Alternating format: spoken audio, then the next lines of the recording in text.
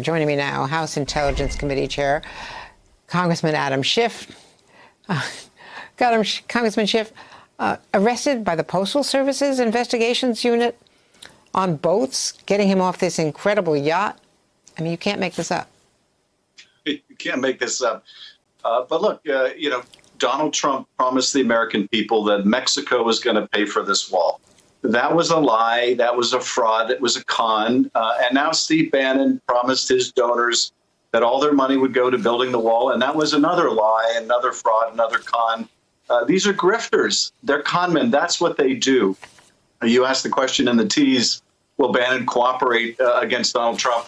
You know, there's no honor among these thieves. And so I think Steve Bannon will do anything to save his own skin. But this is who the president surrounds himself with. This is who the president himself is. They're all grifters.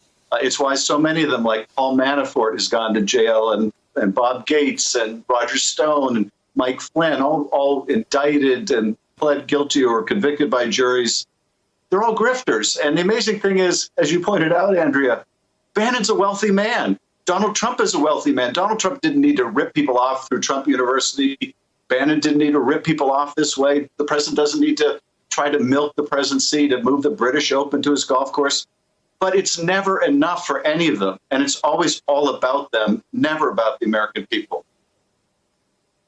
Let me ask you about this, because Dan Goldman, whom you know well through the impeachment process, is formerly of the SDNY. And he says that in SDNY, if he wants a deal, he has to agree to tell prosecutors everything he knows about any other crime, you know, any other firsthand knowledge he has. So that would be the only way he would get a deal. And every, top lawyer, former prosecutor that we've talked to says that this is really a very plain, open and shut kind of, I mean, obviously the allegations have to be proved, but it's a plain fraud case, and that they have a lot of evidence in the indictment. That said, if he does try to get a deal, is it possible that he knows some serious stuff about others in the administration, potentially?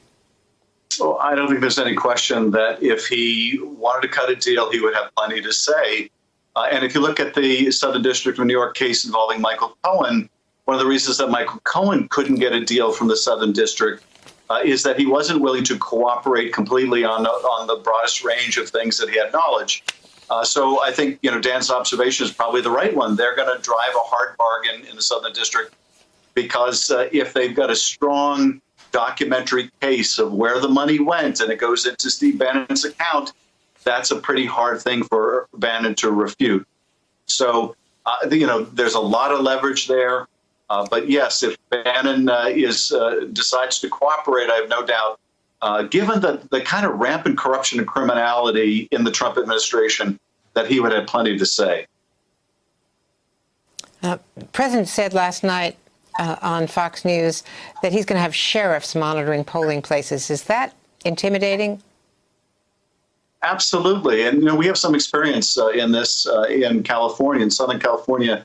Many years ago, there were efforts to bring out security law enforcement personnel to intimidate Latino voters and discourage them from showing up at the polls.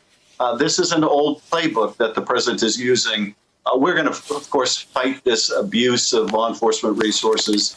And we are currently fighting, and I think the public outcry has been really helpful, the effort to degrade and dismantle the Postal Service to interfere with people casting votes by absentee ballot.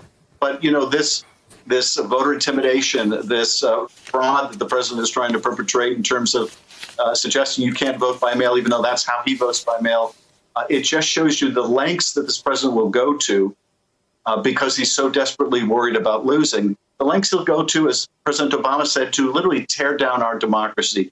He just doesn't care. Hey there, I'm Chris Hayes from MSNBC. Thanks for watching MSNBC on YouTube. If you want to keep up to date with the videos we're putting out, you can click subscribe just below me or click over on this list to see lots of other great videos.